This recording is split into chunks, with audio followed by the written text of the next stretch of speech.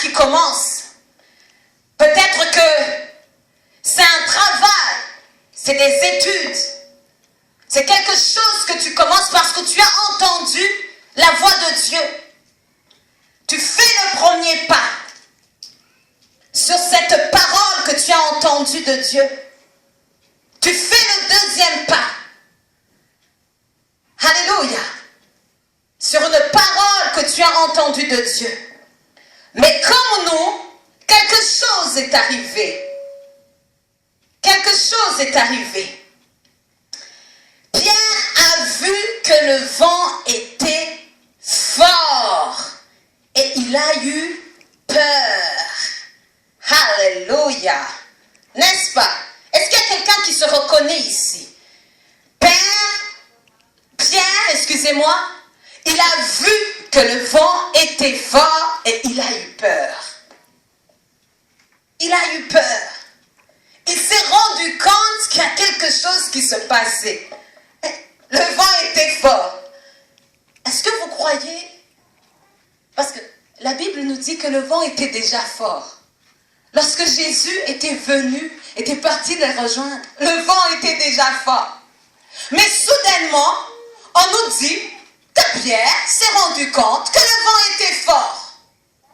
Moi, je te pose la question, qu'est-ce qui s'est passé? Jésus, lorsqu'il est venu les rencontrer, le vent était déjà fort. Ils étaient déjà dans des difficultés. Jésus leur a parlé. Pierre a demandé à Jésus, ordonne que je vienne à toi. Jésus lui a dit, mais viens donc à moi. Et là, il commence le voyage. Mais quelque chose se passe là. Pierre se rend compte que le vent est fort. Et il a eu peur. Il a eu peur. Il a eu peur. Jésus était là. Mais il a eu peur. Il était parti sous l'ordre de Jésus. Mais il a eu peur. Il a commencé sous l'ordre de Jésus. Mais il a eu peur. Dis à quelqu'un, il a eu peur. Il a eu peur. Comme toi aussi, tu as peur. Comme il arrive à n'importe qui d'avoir peur des fois. C'est pour cela que je te dis ce matin, encore une fois la foi. Alléluia. Il a eu peur. Il a eu peur. Amen. Oh, j'aime la parole de Dieu. 2 Corinthiens 5:7 nous dit, nous marchons par la foi et non par la vue. Parce qu'il y a des verbes que j'ai soulignés. Des verbes ordonnés. Les verbes venir, marcher, voyant. Alléluia. Parce que c'est des verbes clés pour que tu comprennes ce qui s'est passé ici. Ordonne que je vienne à toi. Et il va à lui. Mais il a vu. Il a vu. La vue. J'aimerais te dire ce matin, la vue est trompeuse. Il y a cet aveugle qui a chanté une chanson, il dit, Seigneur, ils disent que je suis aveugle, que je ne vois pas. Alléluia. Mais ils ne savent pas que moi, je te vois toi. Amen. La vue est notre ami. Nous avons besoin de voir. Dès que tu te réveilles le matin, tu as besoin de regarder, de voir, pour que tu ne te cognes pas. La vue est un sens que Dieu nous a donné et nous en avons besoin. Mais à plusieurs reprises, c'est la vue même qui nous empêche de vivre et de marcher dans la foi. Est-ce que vous êtes d'accord avec moi? Dites Amen. Parce que je sais que je ne me trompe pas. C'est la vue. C'est la vue. Nous marchons par la foi et non par la vue. vue, à un certain moment, tu vas avoir peur. Et tu vas t'arrêter. Et tu vas commencer à couler. Alléluia. Tu as besoin de la vue pour voir. Mais la vue devient ton ennemi à plusieurs reprises dans ta vie. La vue. Nous marchons par la vue. Malheureusement. Malheureusement. Lorsque la lettre est là, que tu la vois, il est plus facile de croire dans la lettre que dans la foi en Dieu. Alléluia. Est-ce que j'ai raison? Lorsque tu vois un handicapé, ta vue te dit il est handicapé. Mais pourtant la foi dit il peut se lever et marcher. Mais nous allons toujours nous arrêter à la vue. C'est pour cela que même pendant le temps de Jésus, beaucoup de gens n'ont pas reçu les miracles qu'ils devaient recevoir. Pourquoi? Parce qu'ils regardaient Jésus. Ils regardaient le fils du charpentier. Mais la Bible me dit qu'il y avait un homme, un aveugle, son nom est Bartimée. Il a entendu que Jésus-Christ était dans la ville. Et il a commencé à s'écrier, Jésus, Jésus, fils de David. Lui ne pouvait pas voir. Il ne pouvait pas commencer à juger et à regarder, c'est Jésus, le fils du charpentier. Mais il avait entendu que c'était un faiseur de miracles. Et la vue ne pouvait pas l'arrêter. Alléluia. Alors, quand il a entendu qu'il passait par là, lui, il a crié. Il a dit, Jésus, Jésus, viens à mon secours. La vue devient notre ennemi. Beaucoup de fois. La vue est notre ennemi dans l'œuvre de Dieu. Parce que nous voulons toujours regarder, voir. La vue est trompeuse. Ne regarde pas ta vie. Ne regarde pas ta destinée avec tes yeux naturels. Mais regarde ta vie. Regarde ta destinée avec des yeux de foi. La foi, la définition de la foi, c'est l'absence de doute. C'est faire confiance totalement à Dieu. Qu'il n'y a pas de doute en toi. Alléluia. C'est de ces yeux dont tu as besoin aujourd'hui. Alléluia. Et c'est de ces yeux dont j'ai besoin aujourd'hui. Dis Amen. La vue est trompeuse. La vue est trompeuse. Dans ton mariage, la vue peut devenir trompeuse. Dans ta vie de tous les jours, la vue peut devenir trompeuse. Tu regardes, tu vois les choses n'avancent pas. Tu vois que les choses n'avancent pas. Mais tu oublies de regarder avec tes yeux internes qui est ta foi. Et tu dis, je ne regarde pas ce que je vois. Alléluia, mais je fais confiance à mon Dieu qui rend toutes choses belles à son temps. Si Abraham et Sarah avaient regardé à leur corps, ils n'auraient jamais conçu.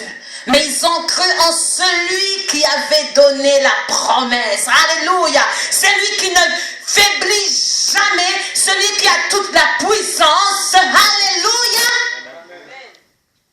Ne te limite pas à ta vue. Ne te limite pas à ta vue. Ne nous limitons pas à notre vue. Alléluia. Amen. Parce que en voyant, c'est là que Pierre a commencé à couler. En voyant, c'est là que Pierre a commencé à couler.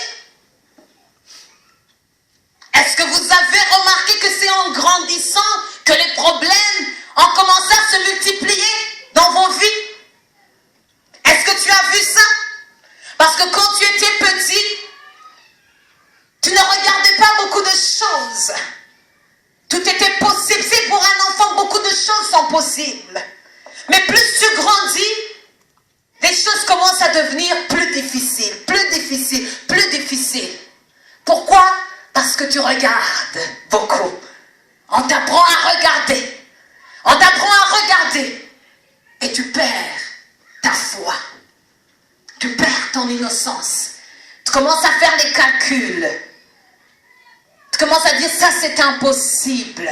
Tu vas à l'école, on commence à te dire ce qui est possible et ce qui est impossible. Et tu perds ta foi.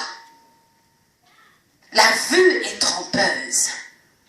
Tu as besoin de la vue pour voir. Pour ne pas te cogner, pour ne pas tomber. Mais la vue peut beaucoup te limiter aussi. Alléluia. Elle nous limite. Mais voyons que le vent était fort. Il eut peur. Et il a commencé à s'enfoncer. Qu'est-ce qui a effrayé Pierre? C'est ce qu'il a vu. C'est ce qui t'a effrayé également, toi aussi. C'est ce que tu as vu. C'est ce que tu as vu. C'est les mauvaises expériences sur le chemin. C'est les gens qui t'abandonnent. C'est les gens qui doutent de toi. Lorsqu'on commence le chemin, c'est toujours facile. Lorsque c'est à l'école, tu commences les études. Avant le premier zéro, c'est facile. Mais en voyant le premier zéro, tu vas commencer à douter de tes capacités à faire la job. Quand tu commences le travail, avant la première remarque que ça tu n'as pas bien fait, tout va bien. Mais quand on te fait la première remarque, tu commences à douter de toi. N'est-ce pas? Et tu commences à couler. Tu perds ta foi. Tu perds la foi en toi. Et laisse-moi te dire, il n'y a rien qui peut également tuer la foi en Dieu que lorsque tu perds la foi en toi. Lorsque tu perds la foi en toi, tu commences aussi à perdre la foi en Dieu. Parce que c'est pas orgueilleux d'avoir foi en soi, non. Parce que Dieu nous dit qu'il a placé des trésors en nous, en toi. Les exploits, il veut que ce soit toi qui les accomplisses. Alléluia. Il a placé des choses en toi. Alors, quand problème après problème surgissent, tu commences à perdre la foi en toi.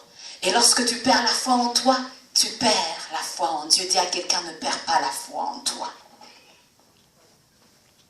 Alléluia. Ne perds pas la foi en toi.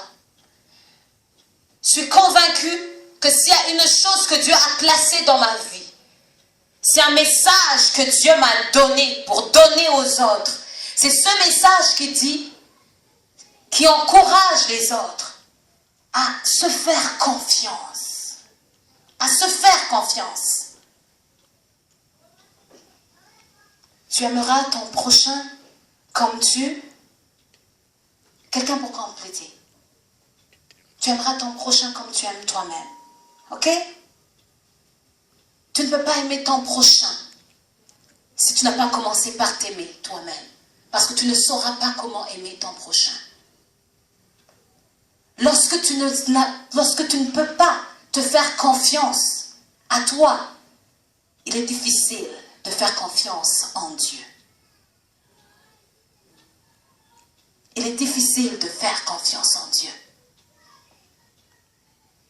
Et lorsque tu ne fais pas confiance en Dieu, lorsque tu n'as pas confiance en Dieu, il est difficile aussi d'avoir confiance en toi.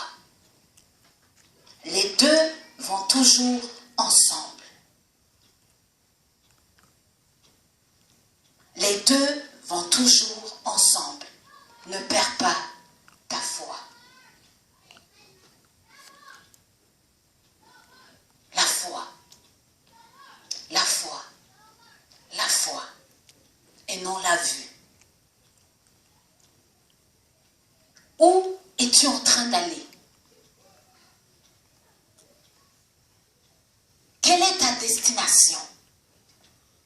Lorsque Pierre est sorti du bateau, de la barque, il s'en allait vers Jésus.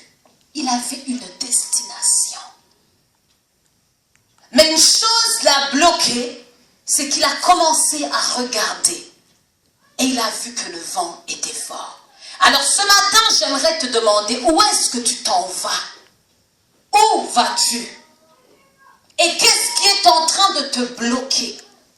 Parce que nous avons tous commencé une marche. Tu as commencé une marche. Comme Église, nous avons commencé une marche.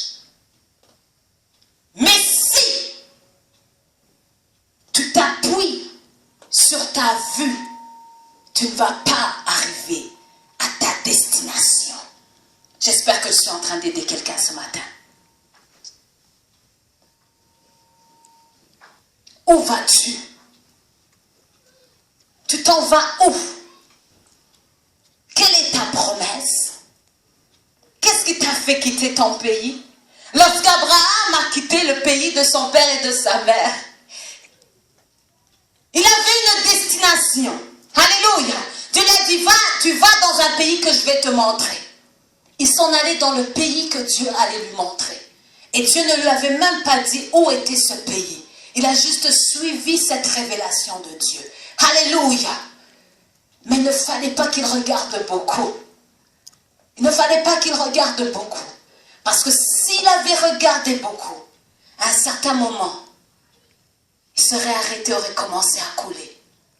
Mais lorsque tu fixes tes yeux sur Jésus-Christ, et que tu ne te détournes pas pour regarder le vent qui souffle à gauche et à droite, tu vas arriver à destination. Mais si tu commences à regarder, si tu commences à compter les années qui passent, 50 ans, 60 ans, 70 ans, 80 ans, tu vas dire, mais est-ce que la promesse que Dieu m'a donnée, elle est vraie? Tu vas commencer à douter. Alléluia. Mais si tes yeux restent fixés à celui qui t'a appelé, tu vas atteindre ton objectif. Faiseur d'exploits, est-ce que tu es là ce matin? Faiseur d'exploits, est-ce que tu es là ce matin? Regarde à celui qui t'a appelé. Regarde à celui qui t'a appelé. Ne regarde pas les autres, mais regarde à celui qui t'a appelé. Qui t'a donné la promesse? Qui t'a donné la promesse? Qui t'a donné la promesse? Qui t'a dit, je ferai de toi la tête et non la queue? Qui est celui-là qui t'a dit ça? Qui t'a dit, je t'enverrai dans les nations pour proclamer la parole? Regarde à celui-là. Regarde à celui-là. Et ne regarde pas le vent. Alléluia. Alléluia. Alléluia. Regarde à celui-là. Ne regarde pas au vent. Parce que le vent va t'effrayer pour rien. Tu sais pourquoi le vent va t'effrayer pour rien? La Bible me dit que dès que ils sont rentrés dans la barque, le vent a cessé. Le vent a cessé. Le vent a cessé. Il n'y avait plus de vent lorsqu'ils sont rentrés dans la barque. Le vent a cessé. J'aimerais te dire ce matin que le vent va cesser. Le vent va cesser. Dis amen. Le vent va cesser. Le vent va cesser. Il ne va pas toujours vanter. Quelque part, le vent va cesser. Alors ne t'arrête pas à cause du vent. À gauche que le vent souffle. De droite que le vent souffle. De derrière que le vent souffle. De devant que le vent souffle. Mais ne t'arrête pas. Continue à regarder celui qui t'a appelé. Il est l'alpha, il est l'oméga. Quand il commence quelque chose, il la termine. Dis amen. Quand il commence quelque chose, il la termine. C'est pour cela que le vent doit cesser. Je déclare ce matin que le vent cesse dans ta vie. Que le vent cesse dans ta vie. Mais garde la foi quand même, même si le vent continue à souffler. Alléluia. Parce que dès que tu vas rentrer, dès que tu vas retourner dans la barque, le vent va cesser. Alléluia. Alléluia. Alléluia. Oui, ça fait longtemps que tu pries. Ça fait longtemps que tu pries. Dès que tu as commencé à prier, le vent a soufflé encore plus fort. Mais ce vent n'est là. Ce vent n'est là. Ce vent n'est là que pour que ta foi soit manifestée. Ta foi doit manifester. En qui tu as mis confiance, ça doit se manifester. C'est le Dieu des armées, l'Éternel des armées. C'est comme ça que ma Bible me dit. Alléluia. C'est lui qui sait combattre et c'est lui qui sait gagner. Dis Amen avec moi. Amen. Dis Amen avec moi. Amen. Alléluia. Il a commencé une œuvre en toi et il va la terminer. Alléluia. Amen. Il a commencé à s'enfoncer. Et il s'est écrié, Seigneur, sauve-moi. Ça c'est au verset 30. Et aussitôt, Jésus étendit la main, le saisit et lui dit, homme de peu de foi, pourquoi as-tu douté? N'est-ce pas frustrant pour Dieu de toujours marcher avec nous, des gens de peu de foi, des gens qui doutent de tout, nous nous posons des questions à chaque fois. Est-ce que ça c'est possible? Est-ce que ça vraiment ça va réussir? Est-ce que est-ce que vous savez, hier nous avons parlé, moi et mon mari, avec des amis de longue date, et j'aime comment Dieu nous parle de plusieurs manières. Et on a commencé à parler, et puis j'ai dit, je vais utiliser, excuse-moi, j'ai dit, ah non, c'est plus comme avant, maintenant je pose des questions, il faut que je comprenne où est-ce que nous allons. C'est ce que j'ai dit. D'enfants, c'est des amis qui nous connaissent, ils nous connaissent avant qu'on se marie. Et maintenant, on se parle 7 ans plus tard. C'est des gens qui sont dans le Seigneur comme nous. C'est des gens qui œuvrent pour le Seigneur comme nous. Et on était en train de parler des difficultés dans le ministère, des victoires dans le ministère. On était en train de partager. Et j'ai dit, voilà, maintenant je pose des questions. Avant, il me disait, lève-toi, on part. Et puis je me levais, on part. Et maintenant, je dois poser des questions. Et lorsque je préparais mon message, j'ai compris. Vous savez, les années avancent, nous sommes dans le Seigneur. Nous apprenons à être plus obéissants au Seigneur. Mais comme la Bible dit que les gens, ils avaient endurci leur cœur. C'est ce qui s'est passé. Lorsque Jésus avait multiplié les pains, c'était un miracle. Mais ses disciples avaient endurci leur cœur. Ils n'avaient pas pu comprendre le miracle. Can you imagine that? Que des fois nous endurcissons le cœur et que nous ne sommes plus capables de voir le miraculeux dans la vie.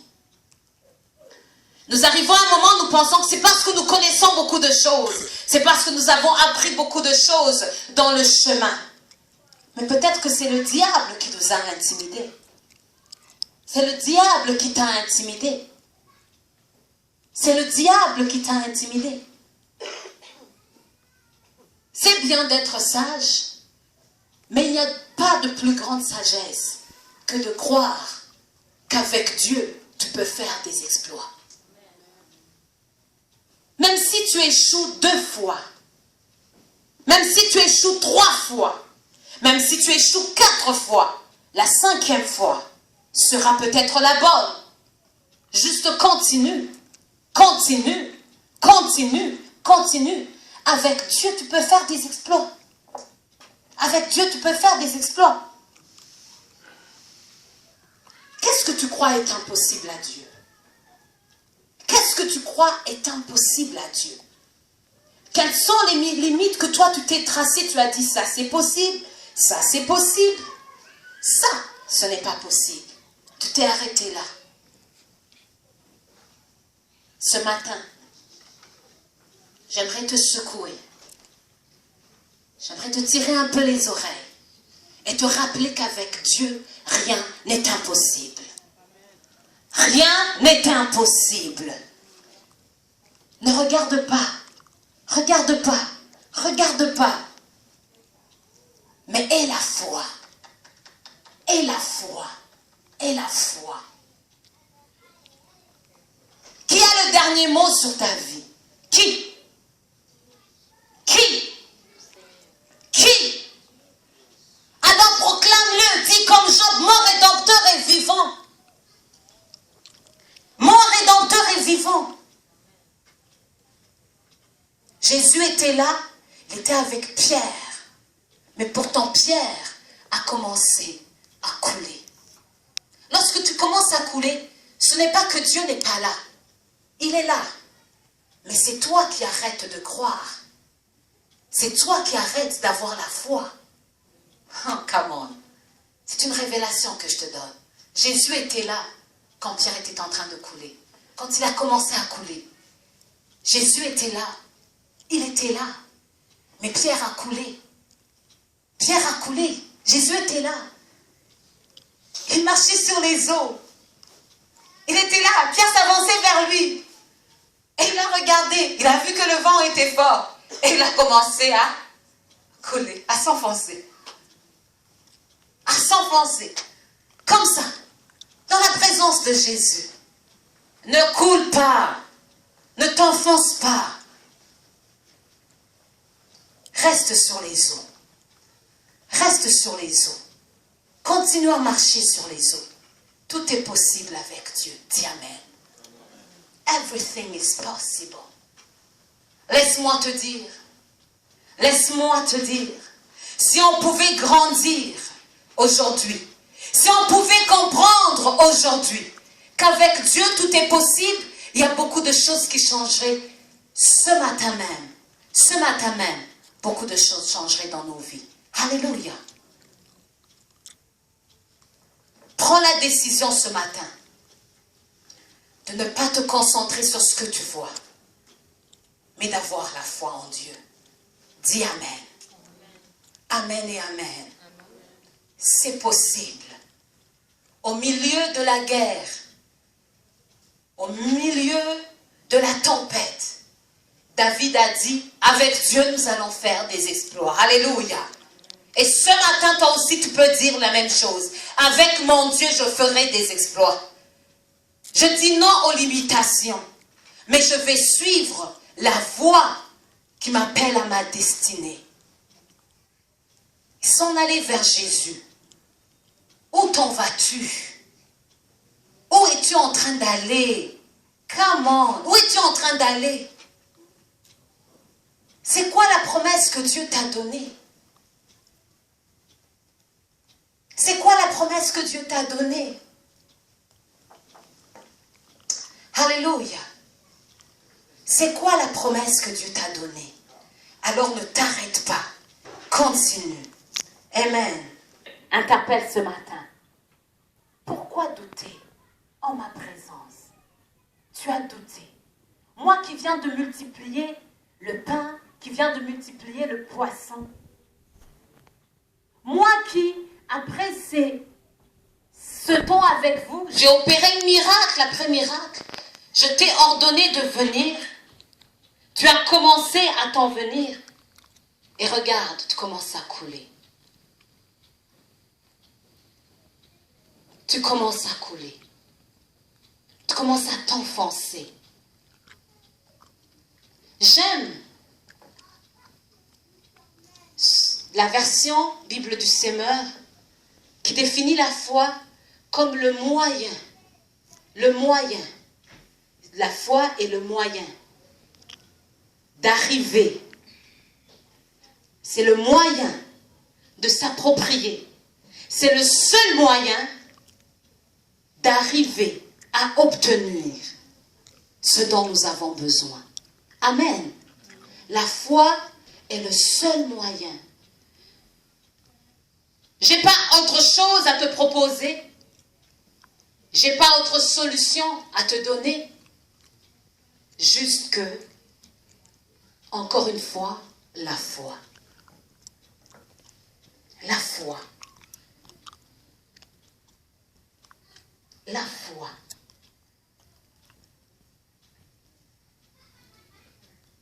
Nous échouons à cause de notre peu de foi. Nous nous arrêtons à cause de notre peu de foi. Lorsque le vent souffle, nous voulons arrêter. Lorsque la montagne est là, nous voulons nous arrêter. Pourtant, Jésus a dit, si tu as juste un peu de foi, comme une graine de sénévé, une graine de moutarde, une petite graine, tu vas dire à la montagne, montagne, déplace-toi et jette-toi dans la mer. Montagne, déplace-toi et jette-toi dans la mer. Est-ce qu'il y a quelqu'un qui peut dire amen? La foi. Avec la foi, tu dis, montagne, jette-toi. Et jette-toi, vas-t'en, et jette-toi dans la mer. Déplace-toi. Alléluia. Déplace la montagne. Déplace la montagne qui est dans ta vie. Juste avec un tout petit peu de foi. Petit comme ça. La confiance totale en Dieu. L'abandon absolu en lui. Juste dire, je m'accroche à toi Jésus. Je m'en viens Jésus. Je n'abandonne pas Jésus. Je n'abandonne pas Jésus. Non Jésus, je continue. Et ainsi la montagne, tu la déplaces et elle se jette dans la mer. Alléluia. Si Pierre n'avait pas regardé, s'il était resté là, il aurait dit, non, c'est toi Jésus. Je m'en vais vers toi Jésus. Je n'arrête pas Jésus. Il aurait pu arriver à Jésus. Alléluia. Et se tenir à côté de lui. Sur la mer. Sur les eaux de la mer. Alléluia. Mais ça ne l'a pas empêché de couler. De s'enfoncer. Ne t'enfonce pas dans la présence du Seigneur. Ne t'enfonce pas, il est là. Ne t'enfonce pas, parce qu'il est capable. Alléluia. Ne t'enfonce pas, il est capable. Ne t'enfonce pas. Garde ta foi en lui. Alléluia. Garde ta foi en lui. Garde ta foi en lui. Regarde à ta destination. Regarde à ta destination. Où t'en vas-tu? Où t'en vas-tu? C'est quoi ta direction? Continue à fixer Jésus. Dis à quelqu'un, continue à fixer Jésus. Continue à fixer Jésus. Alléluia.